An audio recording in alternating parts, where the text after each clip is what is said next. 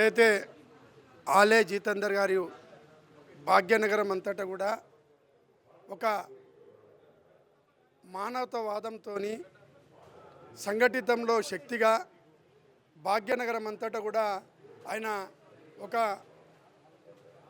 భారతీయులందరినీ కూడా హిందూ బంధువులందరినీ కూడా కుల మత భేదాలు లేకుండా అందరిని కూడా ఒక తాటిపై తెచ్చినటువంటి ఘనత కేవలం నరేంద్ర గారికే దక్కుతుంది. భాగ్యనగరమే కాదు, తెలంగాణ మొత్తంలో కూడా ఆయన యొక్క ఆశయాలు ఏదైతే ఉండేనో అన్ని ఆశయాలు కూడా ఒక మానవతావాదానికి సంబంధించినది. అదేవిధంగా సంఘటనలో శక్తిగా అందరినీ రూపకల్పన చేసినటువంటి ఓల్డ్ సిటీలో మరి 1880లో భాగ్యనగర్ గణేశ ఉత్సవ సమితి అని ప్రారంభించి ఆట్ల నాడు ఒక 2000 మందితో సామూహిక నిమజ్జనం నిర్వహించి దాని తర్వాత అంచెలంచెలుగా ఇవాళ లక్షలాది జనాలు తెచ్చినటువంటి ఘనత బాబా మన తిలక్ గారి యొక్క ఆశయం. ఆ తిలక్ గారి యొక్క ఆశయాన్ని జయించినటువంటి ఘనత కేవలం నరేంద్ర గారికే దక్కుతుంది. అందువలన ఈరోజు ఈ భాగ్యనగరంలో ఏదో ఓల్డ్ సిటీలో ఉన్న గౌలిపుర, ఉప్పుగూడ, చంద్రాయనగుట్ట ఇదంతా కూడా హిందువులు ఇవాళ సస్యశ్యామలంగా నివసిస్తున్నారంటే అలనాడు ఆయన వేసిన పునాది అందరిని కూడా అక్కడ ఉన్న బలహీన వర్గాలను అందరిని కూడా ఒక తాటిపై తెచ్చి ఉమ్మడి దేవాలయాల కమిటీ అని ఏర్పాటు చేసి ఆ మందిర నిర్మాణాలను కూడా అందరు కూడా ఒక తాటికి తెచ్చినటువంటి ఘనత నరేంద్ర గారికి దక్కుతుంది. కేవలము ఒక సామాన్య కుటుంబంలో నుంచి పుట్టి ఒక సామాన్య పబ్లిక్ను అంటే అందరిని కూడా అద్దుకొని పోయే విధంగా నరేంద్ర గారు ఎన్నో సంకల్పాలు తీసుకున్నాడు. కాబట్టి నరేంద్ర గారి యొక్క సంకల్పమే ఈరోజు భాగ్యనగరంలో మన భారతీయ జనతా పార్టీ ఉంది అంటే కేవలం నరేంద్ర మోడీ గారే అని నరేంద్ర గారే అని నేను మనవి చేస్తూ ఉన్నాను. అదేవిధంగా ఈరోజు మనము అందరం కూడా సస్యశ్యామలంగా జీవిస్తున్నామంటే కేవలం నరేంద్ర గారిదే అని ఈరోజు ఓల్డ్ సిటీలో ఇంతమంది హిందువులు ఇప్పుడు కూడా అక్కడ నివసిస్తున్నారంటే ఆయన యొక్క ఆశయాలే అని నేను మనవి చేస్తూ ఉన్నాను. నరేంద్ర అనే ఒక వ్యక్తి మన ఉమ్మడి ఆంధ్రప్రదేశ్ ప్రజాశక్తిగా ఎదిగిన వ్యక్తి.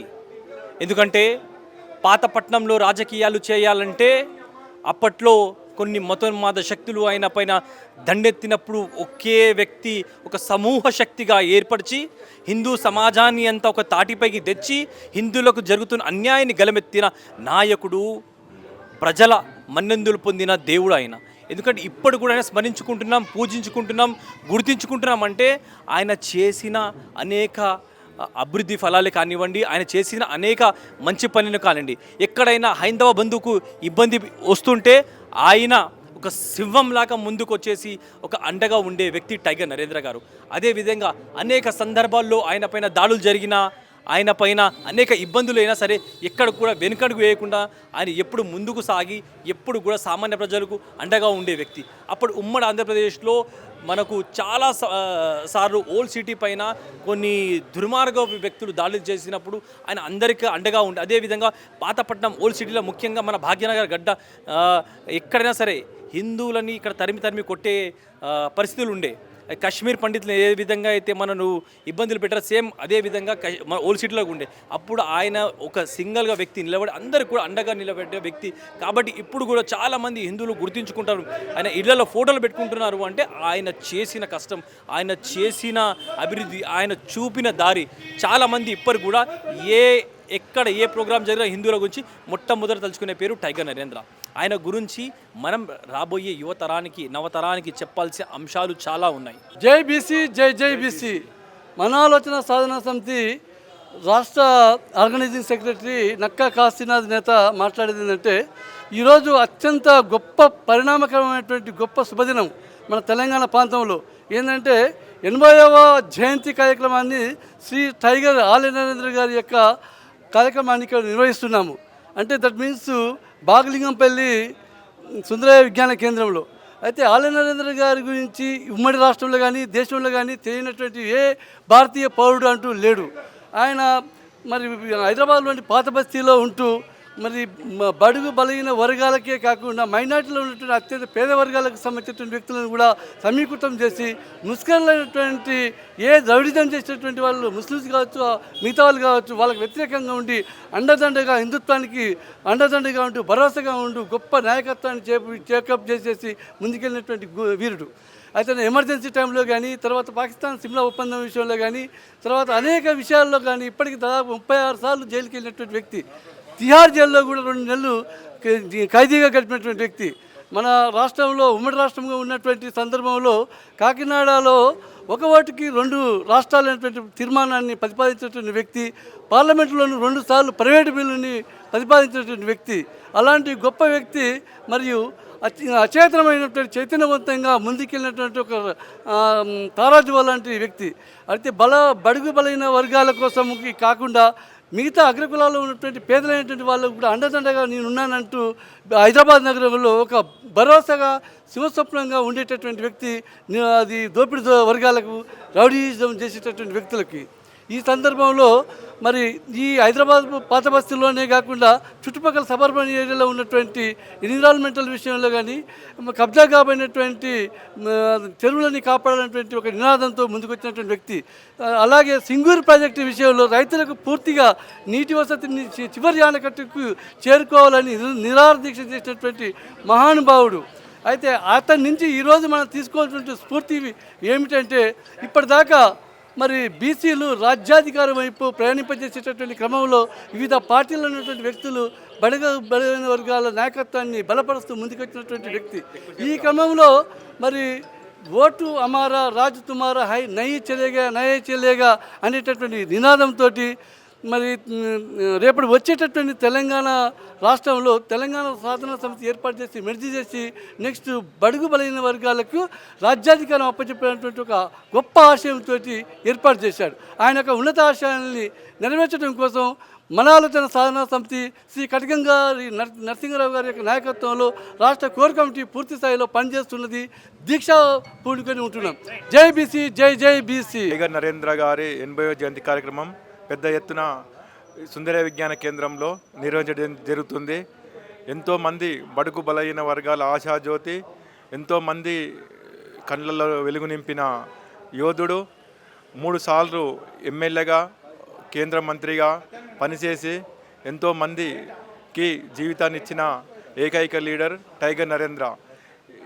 వచ్చే సంవత్సరము ఆయన విగ్రహాన్ని ట్యాంక్ బండ్ మీద పెట్టి ప్రభుత్వ లాంఛనాలతో చేయాలని మన ఆలోచన సాధన సమితి ఎప్పుడు కృషి చేస్తుంది. ఈరోజు ఈ యొక్క కార్యక్రమానికి పెద్ద ఎత్తున విద్యావంతులు, ఉద్యమకారులు, మేధావులు, ఇంటలెక్చువల్స్, కవులు, రచయితలు, కార్మికులు, కర్షకులు పెద్ద ఎత్తున ఈ యొక్క సమావేశానికి విచ్చేస్తున్నారు. ఇంకా వస్తారు. పెద్ద ఎత్తున వచ్చి ఈ జయంతి కార్యక్రమాన్ని విజయవంతం చేయాలని కోరుకుంటున్నాం. జై బీసీ, జై జై బీసీ. మన ఆలోచన సాధన సమితి అధికార ప్రతినిధిని. మన ఆలోచన సాధన సమితి అనేది ఒక బీసీలకు సంబంధించినటువంటి ఒక ఆర్గనైజేషను.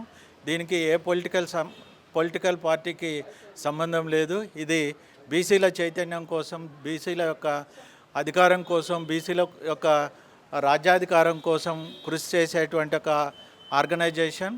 ఈ యొక్క మన ఆలోచన సాధన సమితి అనేది బీసీలలో ఉన్నటువంటి ఒక మహనీయుల జయంతులను, వర్ధంతులను చేయటము ఒక ఆనవాయితీగా పెట్టుకొని మహనీయులైనటువంటి ఒక వ్యక్తులను జయంతులు, వర్ధంతులు చేసుకుంటూ సమాజానికి ఒక మేలుకొల్పుని ఇవ్వటము, ఒక పిలుపుని ఇవ్వటం జరుగుతుంది.